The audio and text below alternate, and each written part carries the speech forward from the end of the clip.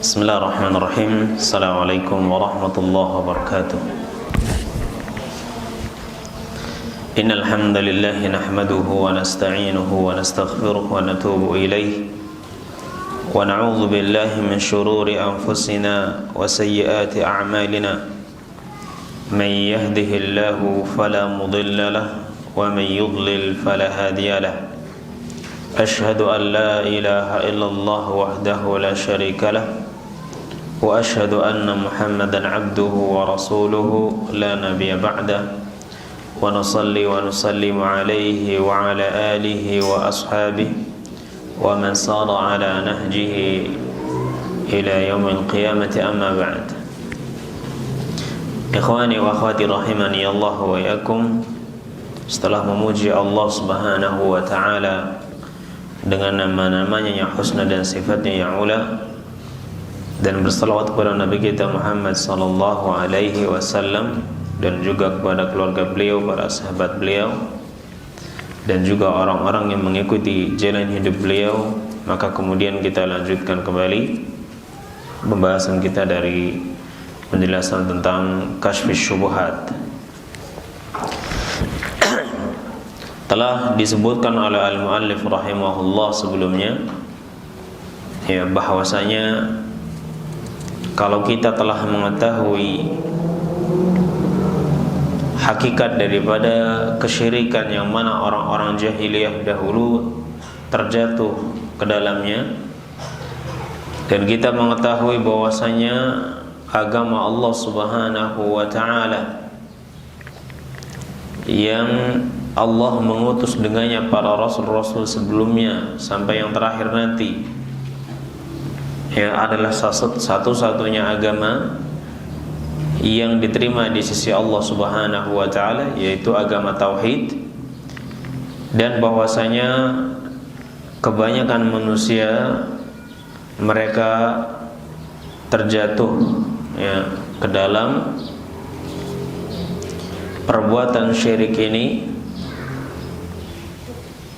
baik secara sadar maupun tidak sadar. Maka hal ini memberikan dua faedah besar kepada kita. Yang pertama, agar kita merasa beruntung dan bergembira dengan karunia Allah dan rahmatnya, karena hanya karena Allah kita bisa mengetahui hakikat daripada tauhid yang telah kita jelaskan sebelumnya, dan daripada syirik yang mana dahulu orang-orang musyrik pada zaman Nabi sallallahu alaihi wasallam itu melakukannya, terjatuh ke dalamnya. Dengan demikian kita bisa mengamalkan tauhid dan berhati-hati dari perbuatan syirik. Dan bahwasanya seseorang bisa saja dia terjatuh kepada perbuatan syirik, ya, tanpa dia sadari, ya, atau dia tidak mengetahui, dia jahil di dalamnya. Kemudian al-muallif mengatakan falau yu'dharu bil jahli, maka tidak ada alasan karena kejahilannya, tidak ada maaf karena kejahilan. Kata fala yu'dharu bil jahli ini seperti masalah-masalah fikih yang lainnya, bahwasanya ini termasuk dari ijtihad, ya. Yu'dharu bil jahl, al-'udhru bil jahl, apakah seseorang itu jika melakukan kesyirikan karena ketidaktahuannya itu tidak ada uzur baginya, atau ada uzur baginya? Nah, secara zahir sepertinya perkataan mu'allif fala yu'dharu bil jahli, tidak ada uzur bagi orang yang melakukan kesyirikan karena ketidaktahuannya, ya, tidak ada uzur. Hal ini nanti akan berkaitan dengan hukuman, ya, hukuman. Kalau misalnya ada orang yang berbuat syirik dan dia tidak tahu kalau itu termasuk dari kesyirikan, apakah otomatis dia dicap sebagai orang kafir dan harus dihukum, ya, karena kesyirikan tadi, atau tidak? Ya, maka perkataan al-mu'allif fala yu'dharu bil jahli, maka tidak ada uzur dalam jahil ini, ya, itu dijelaskan oleh Syekh Ibnu Shalih Al-Utsaimin, ya, bahwasanya beliau mengatakan, saya tidak yakin kalau Syekh ini berpendapat tidak ada uzur karena kejahilan. Ya, artinya orang yang melakukan kesyirikan karena dia jahil, ya, tidak ada uzur baginya. Karena dalam kitab-kitab beliau yang lain, ya, beliau tidak mengkafirkan orang-orang yang berbuat syirik, ya, secara ain, yakni per individunya. Orang, ada seorang yang dia melakukan perbuatan syirik, tidak otomatis sama beliau itu dihukumi sebagai orang kafir, ya. Nah, karena bisa jadi dia melakukannya karena jahil, dia nggak tahu kalau itu kekafiran. Tapi yang jelas dia telah melakukan perbuatan yang sangat berbahaya.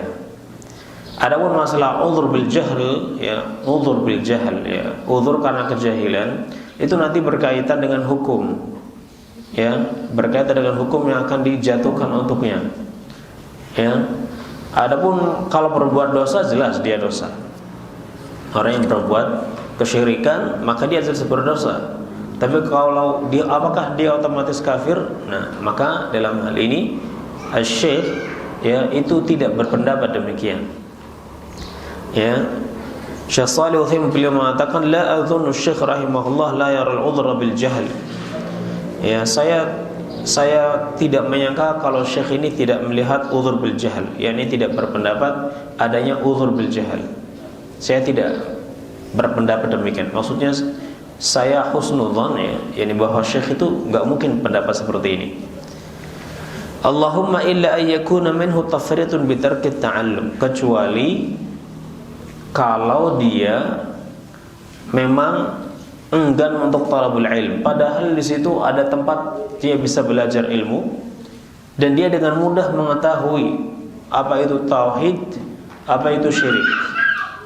Tapi kemudian dia tafrid, ya, yakni berlebihan dalam malas untuk talabul ilm, sehingga dia tidak tahu sama sekali mana dinul yang hak ini.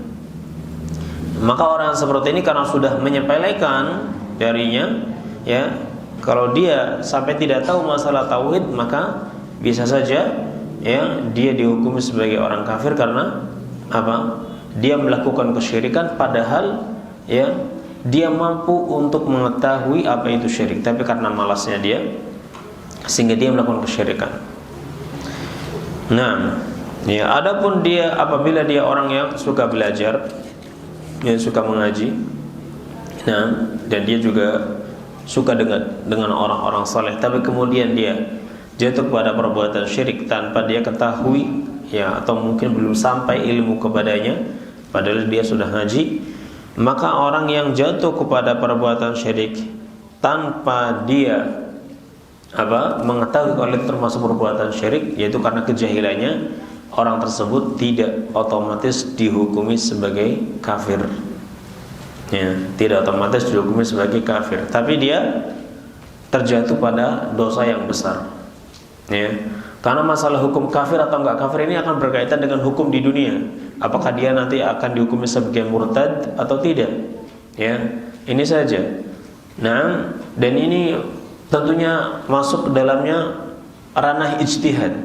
Ya, berijtihad. Ini ijtihad ini masuk pada kafir, kemudian nanti dikasih istitabah, ya, waktu kesempatan untuk tarajuk, untuk rujuk, ya, dari perbuatannya. Jika dia mau rujuk, alhamdulillah. Jika tidak rujuk, berarti dia murtad dan dihukum pancung. Nah,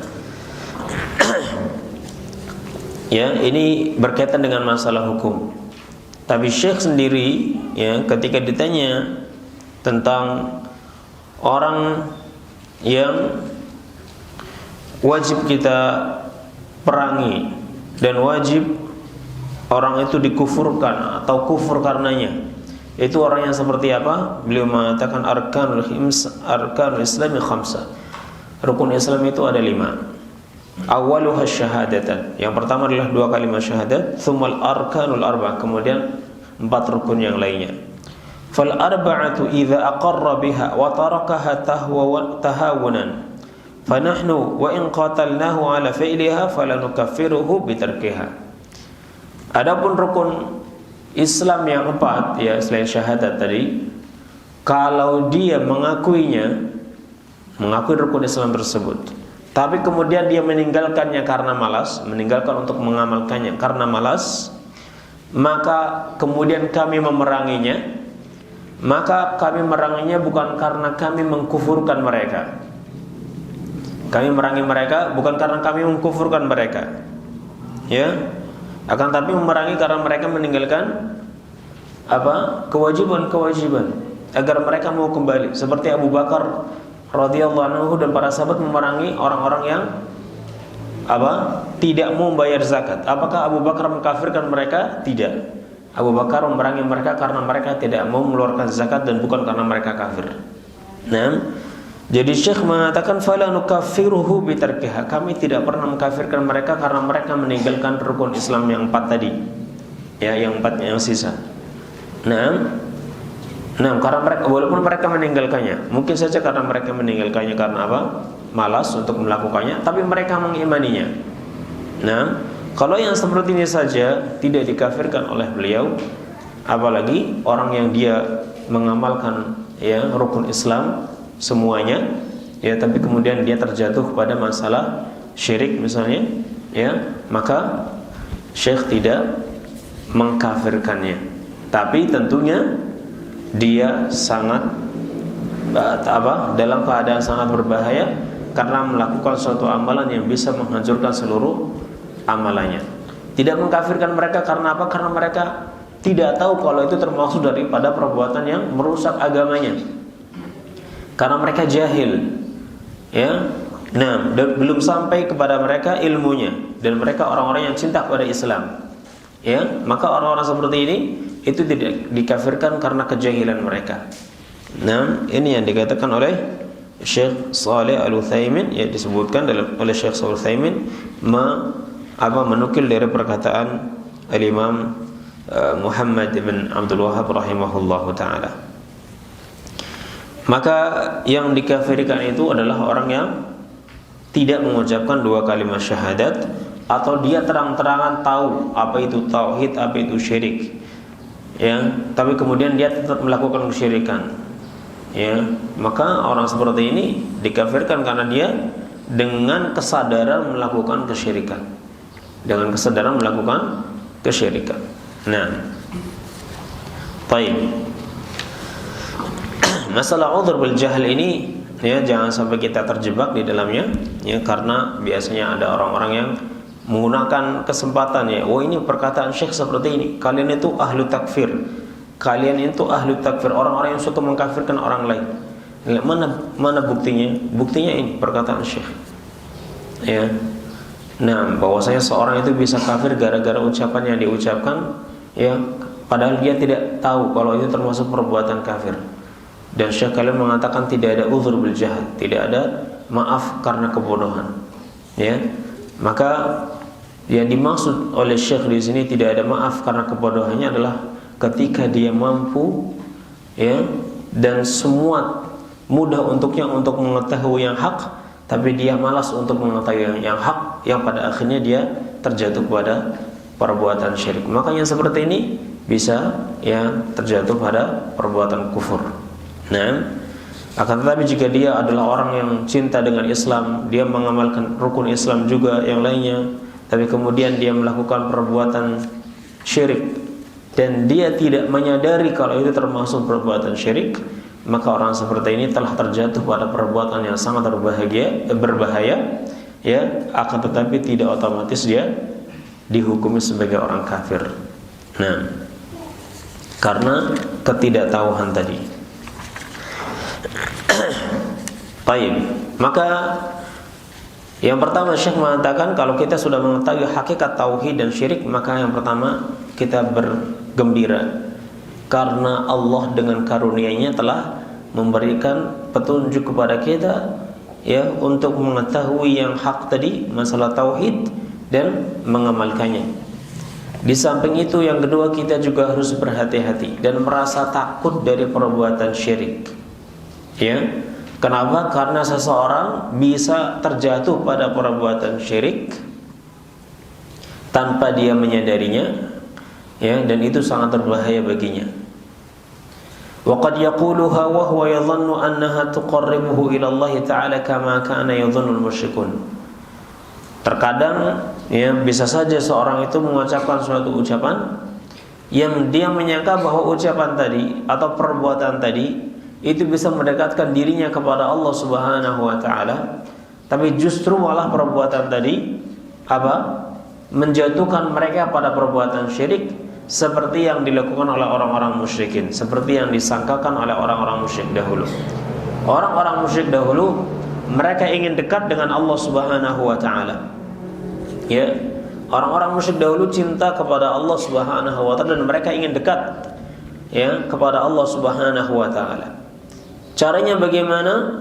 Mereka menggunakan cara yang menurut mereka ini benar, yaitu meminta kepada orang-orang saleh yang sudah meninggal dunia agar diri mereka didekatkan kepada Allah Subhanahu wa taala. Seperti dalam surat Yunus ayat 18, "Ma na'buduhum illa liyuqarribuna ila Allahi zulfa." Ya, surat Az-Zumar ayat 3, "Ma na'buduhum illa liyuqarribuna ila Allahi zulfa." Kami tidak beribadah kepada mereka melainkan agar mereka mendekatkan kami kepada Allah sedekat-dekatnya. Jadi ketika orang-orang musyrik diingatkan oleh Rasulullah SAW untuk meninggalkan berhala-berhala yang mereka ibadahi selama ini, ya, mereka mengatakan kami ini tidak beribadah kepada berhala ini, ya, tapi kami menginginkan agar mereka ini, berhala-berhala ini, yang mana ini adalah gambaran orang-orang saleh yang sudah meninggal dunia, kemudian mereka buat patungnya, ya. Mereka mengatakan kami hanya ingin mereka ini yang mereka ibadahi itu bisa mendekatkan diri kami kepada Allah sedekat-dekatnya. Jadi mereka menyangka perbuatan mereka itu bisa mendekatkan dirinya kepada Allah Subhanahu wa taala, dan mereka tidak sadar kalau itu termasuk daripada perbuatan syirik, yang mana Allah Subhanahu wa taala itu melarang dari perbuatan tersebut, sehingga Allah mengutus Rasulnya, ya, Allah mengutus Rasulnya agar mereka ini meninggalkan perbuatan seperti ini. Nah, dan juga dalam surat Yunus Allah berfirman, "Haula'i syufa'auna 'indallah." Allah berfirman tentang orang-orang musyrik, ya, ketika mereka disuruh meninggalkan perbuatan mereka dengan beribadah kepada berhala-berhala mereka, maka mereka menjawab, "Haula'i syufa'auna 'indallah." Mereka ini, itu berhala-berhala yang mereka ibadahi, ya, itu syufa'auna 'indallah, orang-orang yang akan memberikan syafaat kepada kami di sisi Allah. Dalam surat Yunus ayat 18. Ya. Jadi mereka menginginkan dengan ibadah mereka tadi kepada berhala, ya, yang mereka miliki, itu agar berhala-berhala ini nantinya bisa memberikan syafaat kepada mereka di sisi Allah. Yani mereka, berhala-berhala ini akan membantu orang yang minta kepadanya nanti di hadapan Allah Subhanahu wa taala. Ya. Padahal perbuatan mereka ini perbuatan syirik. Jadi antum perhatikan, orang-orang kafir ini, orang-orang musyrik ini, mereka tidak menyadari kalau perbuatan mereka ini adalah termasuk dari perbuatan syirik yang sangat berbahaya. Nah, bahkan mereka menyangka bahwa perbuatan mereka ini baik, benar. Ya, bahwa perbuatan mereka ini baik, ya, benar. Nah, salahnya di mana? Kan kami hanya minta agar mereka orang-orang saleh ini supaya mendekatkan diri kami kepada Allah. Kami ya cintanya tetap kepada Allah. Kami hanya ingin dekat kepada Allah, hanya saja lewat perantara ini. Salahnya di mana? Kata mereka. Padahal perbuatan mereka ini adalah perbuatan syirik, yang karena perbuatan ini Allah mengutus nabinya sallallahu alaihi wasallam. Ini menunjukkan bahwasanya terkadang ada orang yang jatuh pada perbuatan syirik dan dia menyangka bahwa perbuatan itu adalah perbuatan yang bisa mendekatkan dirinya kepada Allah Subhanahu wa taala. Sehingga kalau ada orang-orang seperti ini, kita jadi berhati-hati. Harus takut dari perbuatan syirik. Ya. sampai-sampai ada orang-orang tertipu, ya, tersihir oleh syirik ini. Nah, sehingga dia menyangka perbuatannya termasuk bagian dari ibadah yang bisa mendekatkan diri mereka kepada Allah, tapi justru perbuatan mereka malah menjauhkan mereka dari Allah dan mendekatkan mereka kepada kemurkaannya. Wala'iyadzubillah. Dan balasannya bukan main-main, kekal di dalam neraka. Nah, jadi kita wajib bersyukur karena kita diajarkan tauhid oleh Allah Subhanahu wa taala melalui masyayikh kita, guru-guru kita, ya. Kita wajib bersyukur, dan syukur kita itu kita amalkan, ya. Sekaligus kita juga senantiasa berhati-hati, takut dari perbuatan syirik dan memohon kepada Allah agar, ya, dilindungi oleh Allah Subhanahu wa taala dari perbuatan syirik ini. Khususan in alhamakallahu bima qassa an qaumi Musa ma'a salahihim wa ilmihim. Khususnya lagi jika Allah mengilhamkan kepada Anda apa yang Allah kisahkan tentang kaumnya Nabi Musa dengan kesolehan mereka dan amal mereka, ya, annahum atauhu qailin, bahwasanya mereka datang pada Musa sambil berkata, ya. Jadi orang-orang ini orang-orang pilihan dari kaumnya Nabi Musa, orang-orang yang beriman kepada Nabi Musa. Mereka, di antara mereka ada para ulamanya, ya, ahli ibadahnya. Nah, suatu saat ketika mereka disuruh keluar dari negeri Mesir, berhijrah ke Syam, ya, maka mereka berangkat bersama Nabi Musa untuk menyelamatkan agama mereka dari Firaun dan tentaranya. Di tengah perjalanan mereka melewati suatu kaum yang mereka ini sedang i'tikaf. I'tikaf itu berdiam diri, ya, di depan berhala mereka, sedang beribadah kepada berhala mereka. Maka kaumnya Nabi Musa ini menganggap bahwa perbuatan itu indah, bagus. Wah, sepertinya bagus nih kalau Allahnya ada di dunia, biar kita langsung berhadapan dengannya. Nah, dengan diwujudkan dengan patung-patung, ya. Atau sepertinya bagus nih kalau kita beribadah kepada Allah tapi lewat perantara orang-orang saleh ini nih, ya. Maka mereka mengatakan ij'al lana ilahan kama lahum aliha, dalam surat Al-A'raf ayat 138. Ij'al lana ilahan kama lahum aliha. Wahai Musa, tolong buatkan untuk kami Tuhan sebagaimana mereka punya Tuhan-Tuhan. Karena mereka melewati kaum yang sedang, ya, i'tikaf, ya, sedang berdiam diri, duduk di sana beribadah, dan di depan mereka ada berhalanya. Mereka menganggap ini kelihatannya bagus, menganggap baik masalah ini. Kemudian mereka mengatakan kepada Nabi Musa, ya Musa, ij'al lana ilahan kama lahum aliha. Ya, tolong buatkan untuk kami, wahai Musa, Tuhan sebagaimana mereka ini punya Tuhan. Nah, padahal mereka ini adalah orang-orang solehnya kaum Nabi Musa, orang-orang Bani Israel. Padahal di antara mereka juga ada para ulamanya. Mereka menganggap bahwa beribadah kepada Allah melalui perantara tadi sangatlah bagus, sangat tepat, ya. Karena apa? Karena mereka bisa langsung, ya, berkomunikasi dengan Allah Subhanahu wa taala melalui perantara hamba-hamba Allah yang dekat dengannya. Makanya minta dibuatkan berhala seperti kaum tadi. Ya, ini kaumnya Nabi Musa. Yang mana mereka, di antara mereka ada orang-orang solehnya, di antara mereka ada para ulamanya.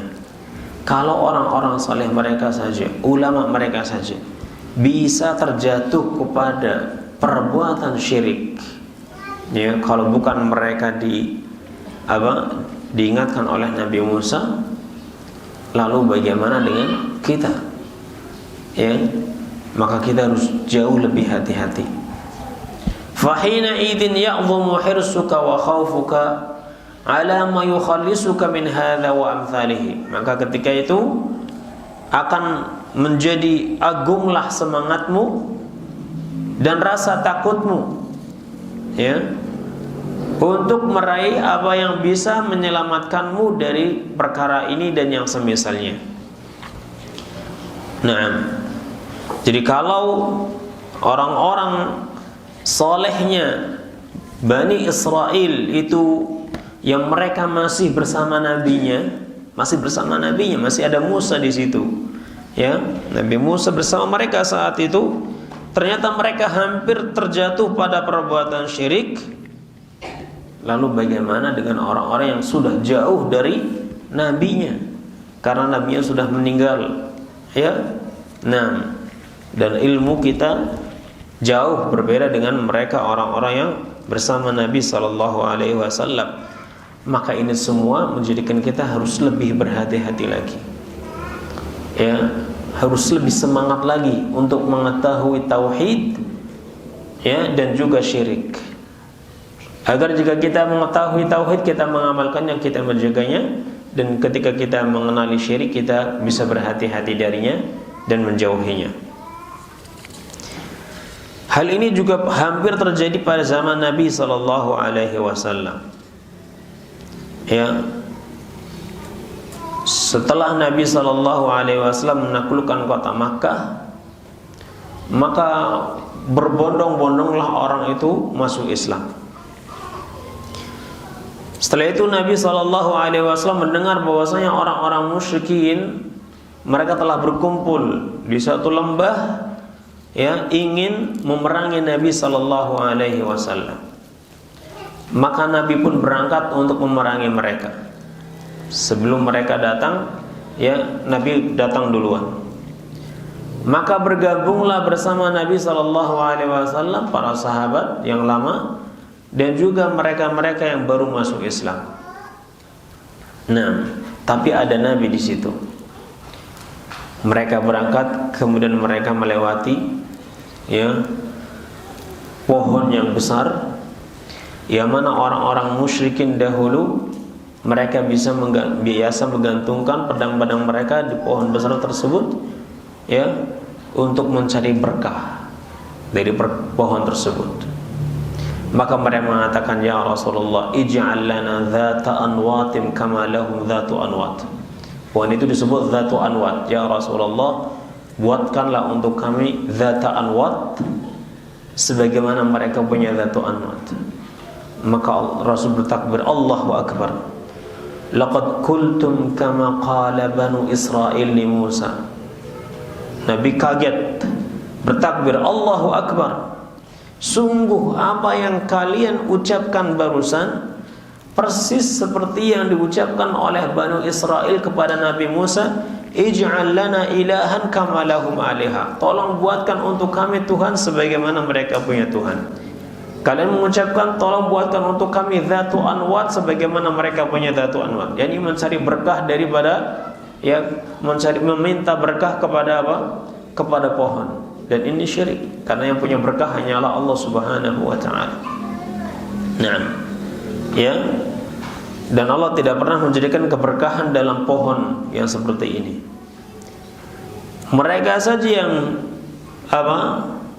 hidup bersama nabinya hampir-hampir terjatuh pada perbuatan syirik karena ketidaktahuan mereka bahwa itu termasuk dari bagian daripada syirik. Lebih-lebih lagi kita yang sudah sangat jauh, ya, dengan Nabi kita jaraknya, dan beliau juga sudah meninggal dunia. Ini semua mewajibkan kita, menuntut kita agar kita betul-betul bersungguh-sungguh dalam memahami tauhid dan mengamalkannya, dan juga bersungguh-sungguh untuk mengenali syirik agar kita bisa menghindarinya.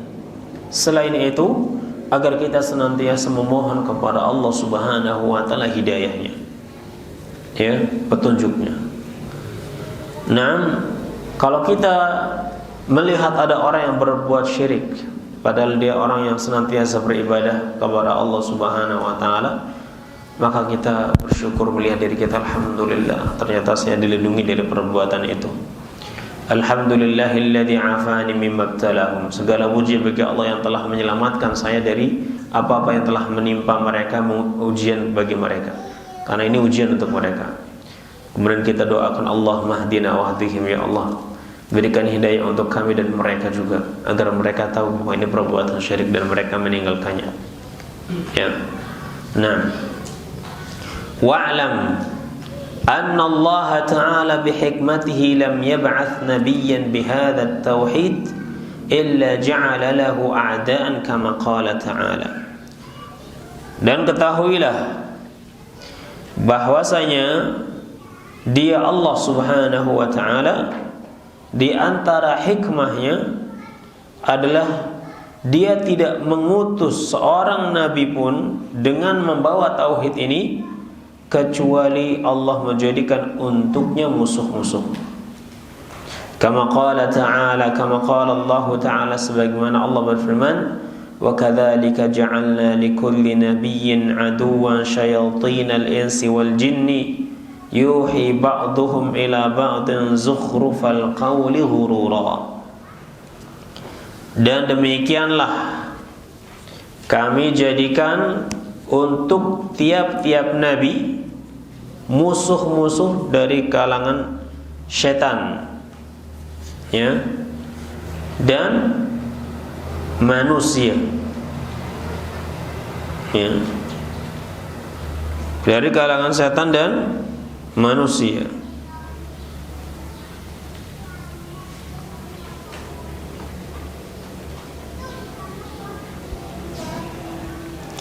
Yuhi ba'duhum ila ba'din zukhrufal qawli ghurura. Sebagian mereka membisikkan kepada yang lainnya, ya, perkataan yang indah sebagai tipuan, tipu daya. Allah Subhanahu wa Ta'ala menjelaskan di dalam ayat ini bahwasanya ketika Allah Subhanahu wa Ta'ala mengutus nabinya dengan membawa dakwah yang hak ini, dakwah tauhid, maka Allah Subhanahu wa Ta'ala juga jadikan untuknya musuh-musuhnya, baik dari kalangan setan maupun dari kalangan jin. Yang mana sebagian mereka membisikkan kepada sebagian yang lainnya dengan kata-kata yang indah, seolah ucapannya benar, ya, dia bawakan bukti-bukti seolah ucapannya benar, tapi bukti-bukti yang enggak nyambung, ya. Tapi karena pintarnya mereka bersilat lidah atau pintarnya mereka meramu, ya, ucapan mereka, sehingga banyak orang yang tertipu dengan ucapan tadi, ya. Yang sering dipakai ya dalil, ya, wah ini mah nenek moyang kami juga nggak pernah melakukannya, guru-guru kita nggak pernah mengatakan seperti ini, ya, alim ulama kita nggak pernah mengatakan seperti ini. Ini perkataan yang baru. Kalau memang ini perkataan yang benar, pasti alim ulama kita lebih tahu. Bahkan alim ulama kita tetap melakukan yang seperti ini, yang kita lakukan selama ini. Karena yang kita lakukan hanyalah apa yang diajarkan oleh guru kita, ya, Syekh fulan, Ustaz fulan, ya, Imam fulan. Nah, dalilnya dikembalikan kepada Syekh Imam. Tapi mana Al-Qur'annya, mana sunnahnya, mana hadisnya, tidak diucapkan. Padahal jelas dalilnya seperti ini, sunnahnya seperti ini, ya. Paling-paling dalilnya, kalau memang maknanya seperti itu, pasti Syekh kita juga sudah tahu, pasti imam kita juga tahu. Tapi bukankah mana-mana yang kita sebutkan juga itu adalah makna-makna yang telah disebutkan oleh masyayikh juga, oleh alim ulama juga, bukan semata-mata apa yang kita ucapkan dengan lisan kita, ya, kita nukil dari para ulama juga. Nah, kita nukil dari ulama kita. Berarti mereka punya ulama punya pendapat dan ini dikeluarkan dalil-dalilnya, sementara ini punya ulama punya pendapat tapi nggak ada dalil-dalilnya, hanya anggapan baik saja. Ya. Dan yang seperti ini sangat ampuh untuk apa? Menipu orang-orang yang awam. Orang-orang awam sangat tertipu, sangat mudah tertipu dengan ucapan-ucapan seperti ini. Apalagi orang-orang awam sudah diajari dari dahulu, ya, kepada orang alim itu harus sami'na wa ata'na. Enggak boleh membantah. Ya, enggak boleh membantah. Harus sami'na wa ata'na. Apapun yang diucapkan sami'na wa ata'na, karena dia jauh lebih tahu dari kita. Akhirnya susah. Ya, ketika disodorkan dalil-dalilnya, disebutkan apa? Pendapat para ulamanya, ya mereka enggak berani untuk menentang apa yang telah dikatakan oleh guru-guru mereka sebelumnya. Sudah didoktrin seperti itu akhirnya. Tidak didoktrin untuk kembali kepada dalil. Tidak diajarkan untuk kembali kepada dalil. Ya, dan perkataan para salaf. Ya, yang mereka ajarkan adalah harus sami'na wa ta'ana kepada ustaz. Ya, akhirnya susah untuk kembali. Jadi Allah Subhanahu wa taala, ya, ketika mengutus Nabi SAW dengan membawa tauhid, atau mengutus para rasul dengan membawa dakwah tauhid, maka Allah munculkan juga musuh-musuhnya. Kenapa dimunculkan musuh-musuh mereka? Ya, kenapa Allah munculkan musuh-musuh tauhid kalau Allah menghendaki semuanya bertauhid? Ada hikmahnya tentunya. Paling tidak ada dua hikmah besar. Kenapa Allah Subhanahu wa taala ketika mengutus para rasulnya dengan membawa tauhid, dimunculkan pula musuh-musuhnya? Ya. Di antaranya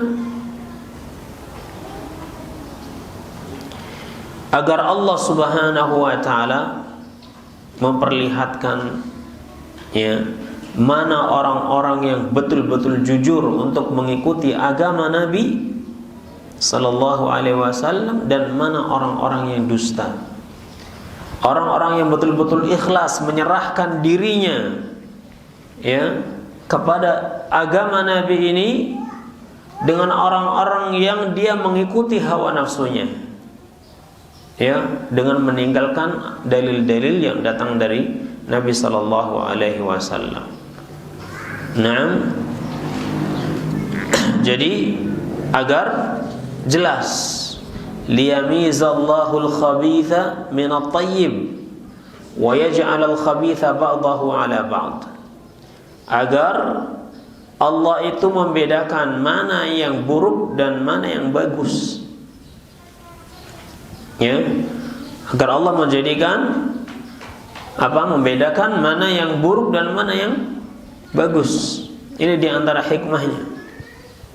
Mana yang betul-betul mengikuti dakwah tauhid, ya, betul-betul ikhlas dalam mengagungkan Allah, dalam tunduk kepada syariat Allah, dan mana yang mereka yang masih mengagungkan hawa nafsunya, ya, dan meninggalkan dakwah yang hak ini. Nah, ini hikmah yang pertama. Dan untuk perhatikan, jadi Allah mensifati ucapan mereka ini indah. Yuhi ba'duhum ila ba'din zukhrufal qaul ghurura.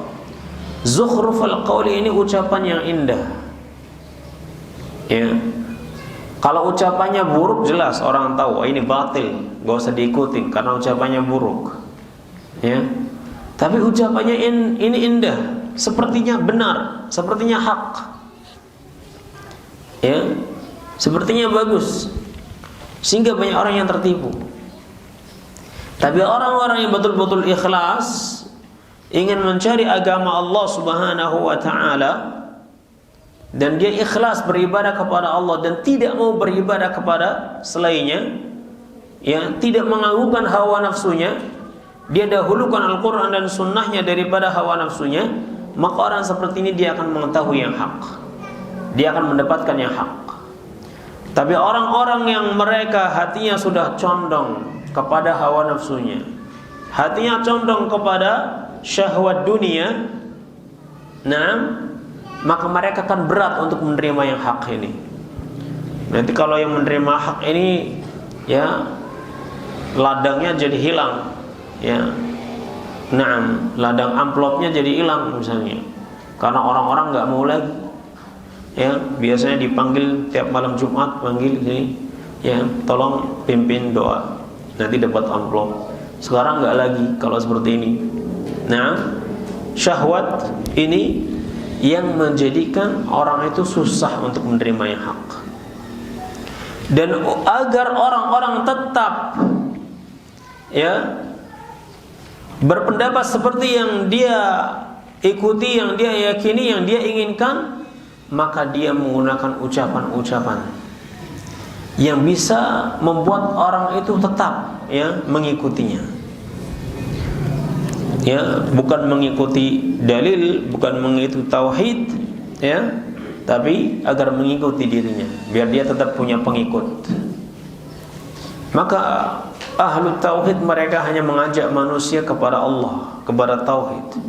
Menerima, alhamdulillah, senang sekali karena diterima dakwahnya. Gak menerima pun itu urusan mereka, walaupun bersedih.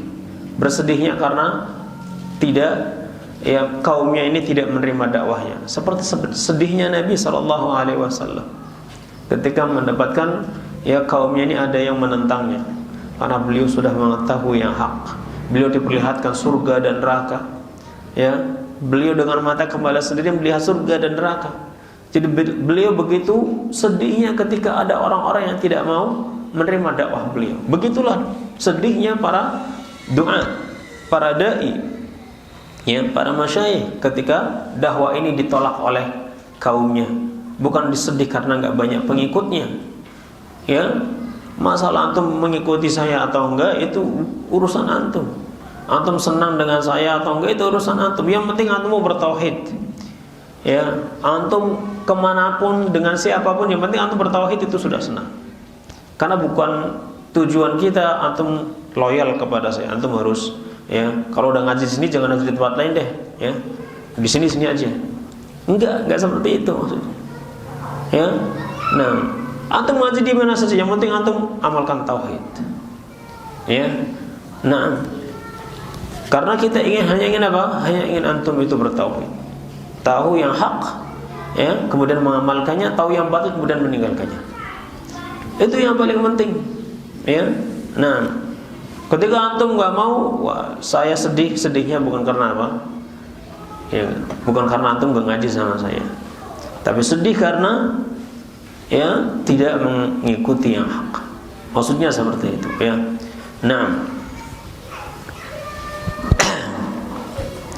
Jadi yang menjadikan mereka ini bisa menyihir orang-orang itu karena hawa nafsu mereka, bukan karena mereka menghendaki yang hak, bukan karena mereka mendekati yang benar. Ini sifat yang Allah sebutkan tentang musuh-musuh dakwah ini, baik dari kalangan syaitan maupun dari kalangan manusia. Yuhi ba'duhum ba'dan zukhrufal ila ba'din zukhrufal qawli ghurura. Mereka mengatakan sebagian mereka kepada yang lainnya dengan ucapan yang indah, ya, ucapan yang diperindah, zukhruf, yang dihiasi, ya, ghurura, untuk menipu manusia. Kalau begitu kita harus lebih berhati-hati, karena ucapan yang indah ini telah banyak menyihir manusia sehingga mereka tetap berada di atas kebatilannya. Ya, hanya Allah saja yang bisa menolong kita. Makanya wajib bagi kita untuk senantiasa memohon kepada Allah taufiknya, ya, untuk memperlihatkan kepada kita yang hak itu yang hak, yang batil itu batil, ya, dan yang hak ini kita ikuti dan yang batil kita tinggalkan. Yang kedua, hikmah yang kedua,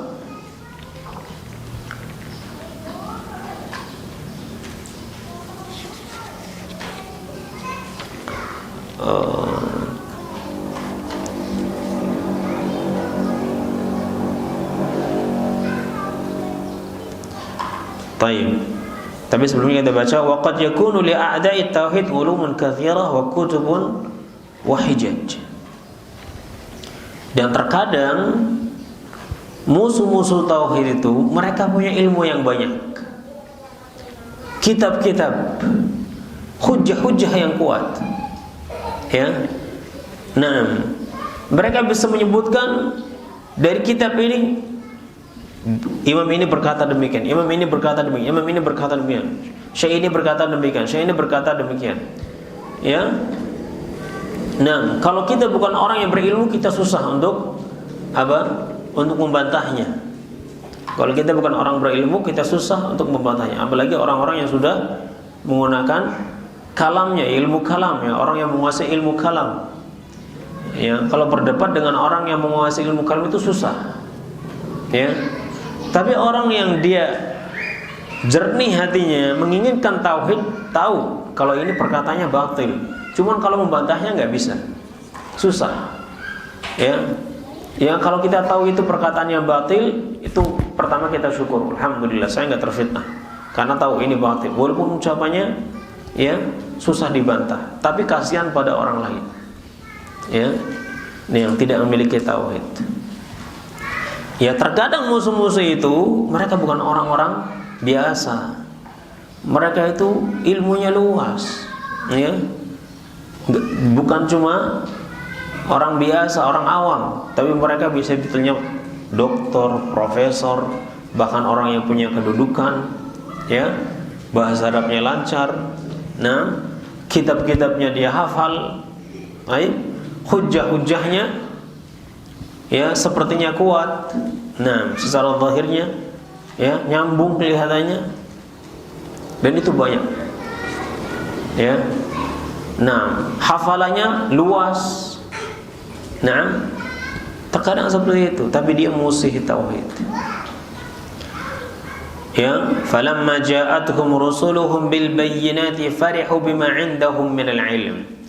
Maka ketika datang pada mereka rasul-rasulnya, ya rasul-rasul mereka dengan membawa bukti-bukti, farihu bima indahum minal ilm, mereka merasa bangga dengan apa yang mereka miliki dari ilmu. Ya. Tambahlah mereka sombong dengan keilmuan tersebut. Nah, ya. Ini semakin sulit. Nah, untuk dibantah karena mereka punya ilmu, punya kedudukan, punya kekuatan. Sudah ilmu ada, ya, perkataannya didengar oleh manusia, dan juga punya kekuasaan. Tambah sulit lagi kita untuk menegakkan tauhid. Ya. Tapi itulah tantangan dakwah. Dan tentunya ada hikmahnya. Ya, tentunya ada hikmahnya. Semakin sulit lagi kita untuk mendakwahkan tauhid ini, karena musuh dakwah ini bukan lagi orang-orang biasa. Ya. Kalau begitu keadaannya, hikmahnya apa? Semakin kita merasa takut. Rasa takut kita ya kepada syirik ini semakin besar. Rasa takut kita untuk tidak bisa mengamalkan tauhid semakin besar. Sehingga perasaan takut tadi mendorong kita untuk banyak-banyak bertadarruk, banyak-banyak tunduk kepada Allah Subhanahu wa taala, merendahkan diri kepadanya untuk minta kepada Allah agar diperlihatkan yang hak. Ya, agar diperlihatkan yang hak. Semakin susah. Ya. Sudah punya kekuatan, ilmunya luas, ngomongnya bagus, ya, hujjah-hujjahnya keluar, ya, maka semakin indahlah ucapannya. Nah, semakin banyak orang yang susah akhirnya untuk menerima dakwah tauhid ini. Ya, maka banyak-banyak kita memohon kepada Allah SWT. Yang bisa menyelamatkan kita itu apa? Ikhlas. Hanya keikhlasan yang bisa menyelamatkan kita dari syubhat-syubhat mereka ini. Ya, kemudian ilmu dari Allah Subhanahu wa taala. Karena iblis dia sudah berjanji akan menggoda manusia dan semuanya akan digoda sehingga enggak banyak yang nantinya beribadah kepada Allah. Qala fa bi'izzatika la ughwiyannahum ajma'in. Ya. Maka dengan keperkasaanmu wahai Rabb, saya akan goda mereka semua. Saya akan gelincirkan mereka semua dari jalannya hak. Illa ibadaka minhumul mukhlasin. Kecuali hamba-Mu yang ikhlas. Nah, kalau hamba ikhlas saya enggak bisa. Ya, iblisnya bilang begitu. Makanya agar kita dilindungi oleh Allah Subhanahu wa taala dari hal-hal yang batil, maka kita harus berusaha agar kita betul-betul ikhlas dalam setiap ibadah kita. Ya, betul-betul hanya ingin Allah saja. Ya, dan jujur meminta kepada Allah untuk diperlihatkan mana yang hak. Kemudian meminta kepada Allah agar diberikan kekuatan dan taufik untuk mengikuti yang hak tadi. Karena kita adalah hamba yang lemah. Ya, hamba yang lemah. Dan orang-orang yang benci dengan dakwah tauhid ini lebih banyak. Dan sebagian mereka adalah orang-orang yang berilmu. Ya, orang-orang yang berilmu.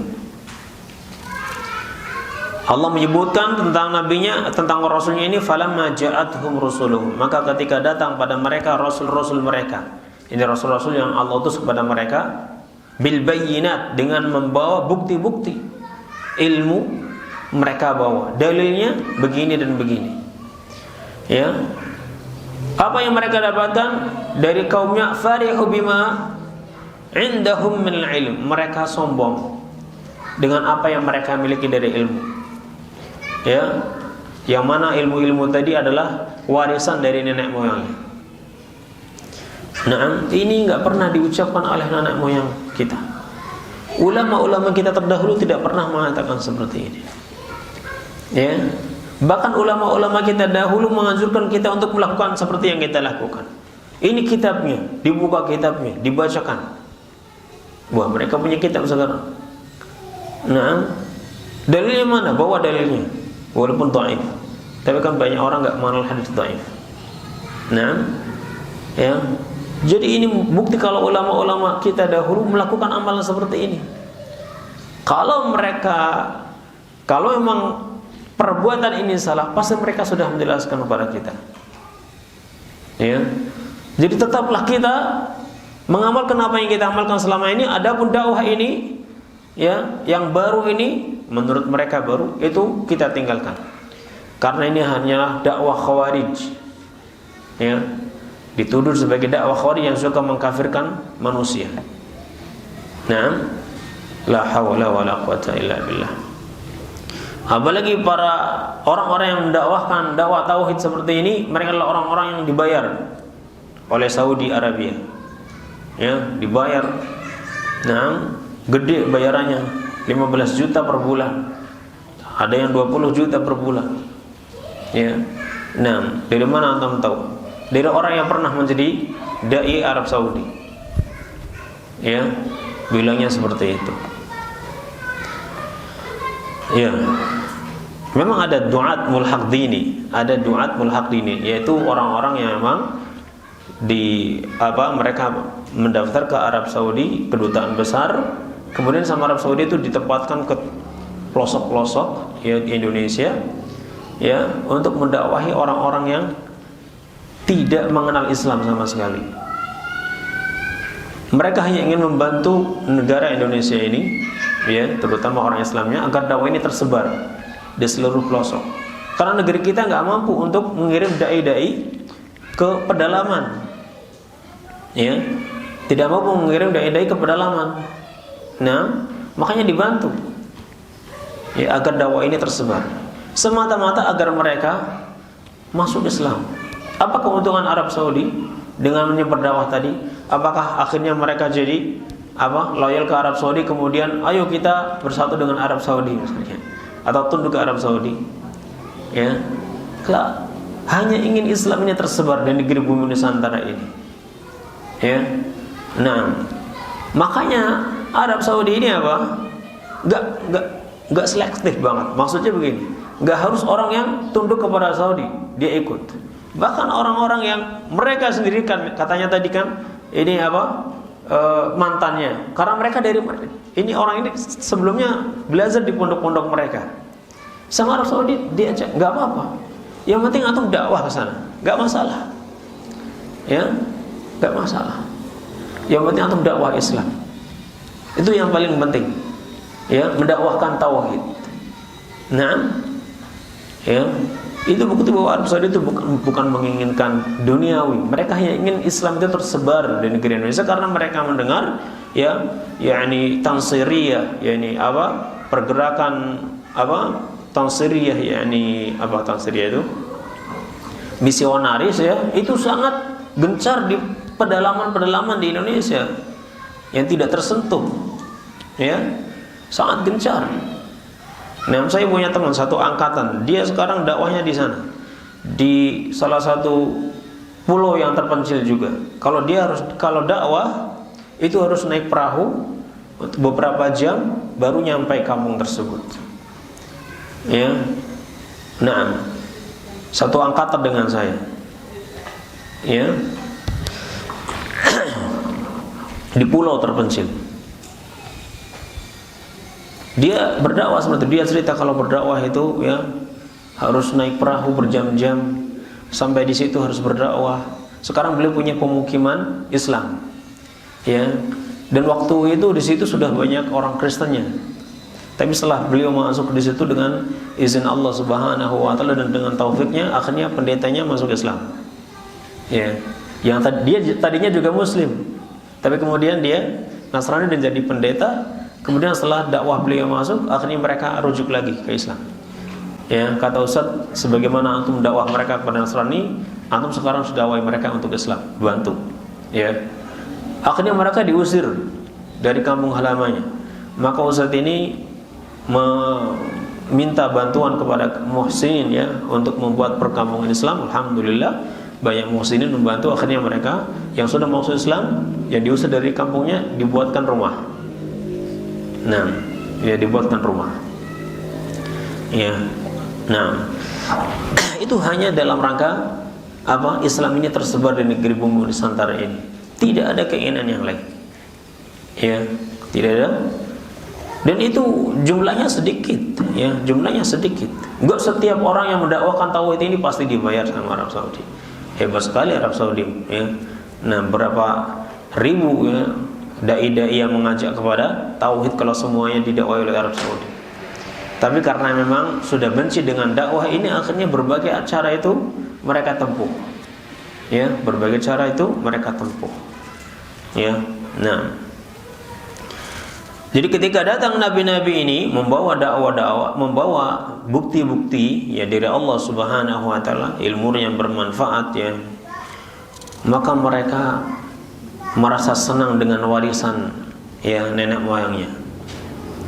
Nah, mereka tidak mau menerima dalil-dalil yang hak tadi, kecuali orang-orang yang ikhlas di antara mereka dan juga orang-orang yang mereka jujur ya dalam hal ini.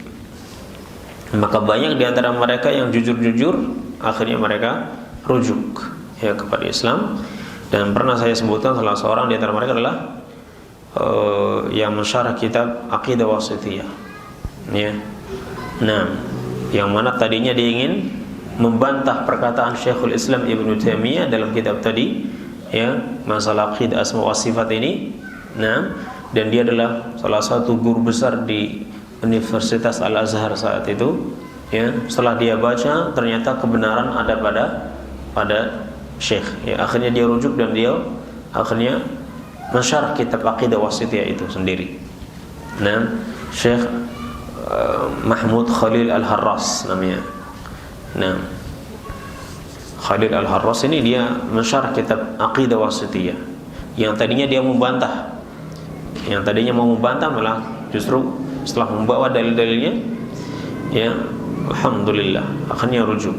Dan orang-orang yang mereka memang betul-betul cinta dengan Islam, jujur dalam mencintai Islam, ikhlas dalam beribadah kepada Allah, ya, maka Allah akan berikan petunjuk kepadanya kepada kebenaran. Nah,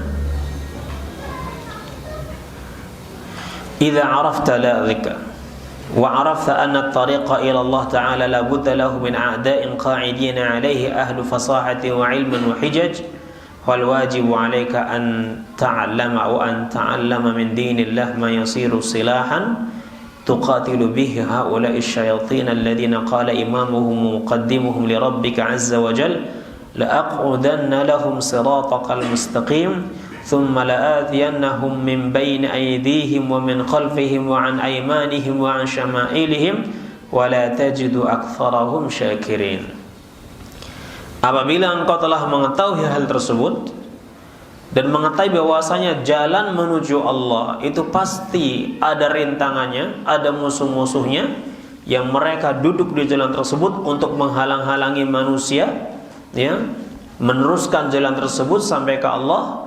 Yang mana musuh-musuh tadi itu adalah mereka ahlu fasahah, ya, wa ilm wa hijaj. Mereka adalah orang-orang yang memiliki kefasihan, mereka memiliki ilmu, mereka memiliki hujjah-hujjah dalam rangka menghalangi manusia menuju Allah.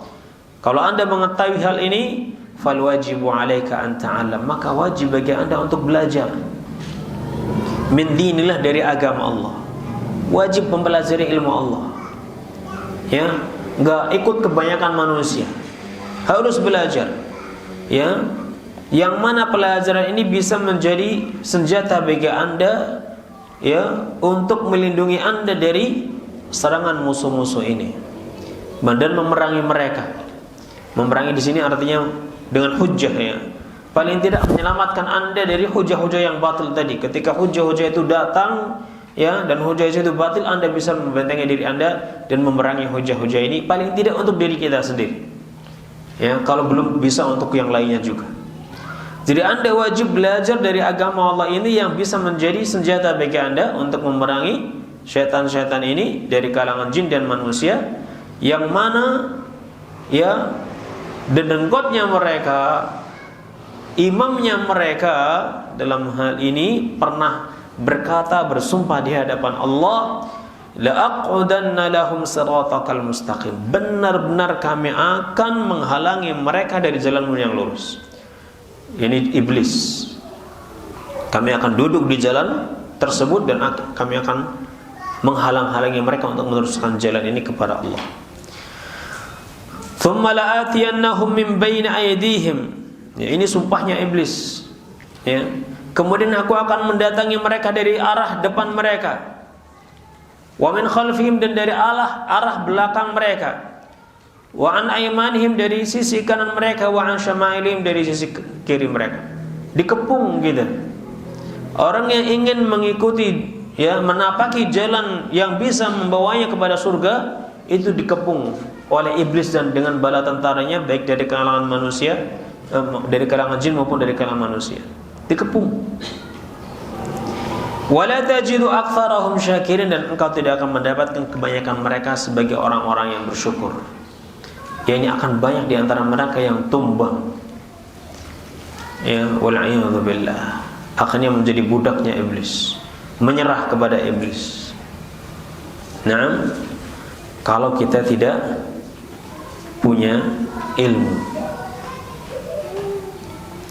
Walakin idza aqbalta 'ala Allah wa asghaita ila hujajihi wa bayyinatihi fala takhaf wa la tahzan.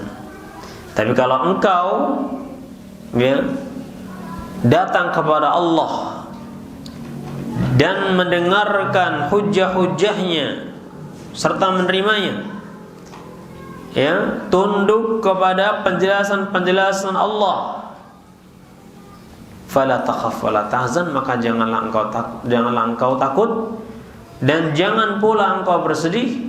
Inna kaidash syaitani kana dha'ifa, sesungguhnya tipu daya syaitan itu amatlah lemah, bisa dibantah. Kalau kita punya ilmu, kita memperhatikan syubhat-syubhat mereka, ya pasti setiap syubhat itu ada celahnya. Ya, kita tahu, wah ini mah sudah menyimpang. Tadinya bicaranya dengan ilmu, ya, masih disebutkan dalil-dalil, tapi begitu menerapkannya, loh kok nggak pas, Lo kok mulai menyimpang? Ya, mulai menyimpang. Akhirnya begitu. Ya. Nah, tapi orang-orang yang dia ikhlas, benar-benar ya menginginkan Allah Subhanahu wa taala dengan jujur, ya, semata-mata mengharapkan Allah Subhanahu wa taala, maka orang ini akan terlindungi. Akan dilindungi oleh Allah Subhanahu wa taala. Ihfazillah yahfazka. Jagalah Allah, Allah akan menjagamu. Ya, tapi Anda harus punya ilmunya, harus punya senjatanya. Nah, baik. Sampai di sini dulu ya untuk tauhidnya. Insyaallah kita lanjutkan pada kesempatan berikutnya. Wallahu a'lam bishawab. Sallallahu ala nabiyyina Muhammadin wa ala alihi wa ashabihi ajma'in. Kita istirahat sebentar.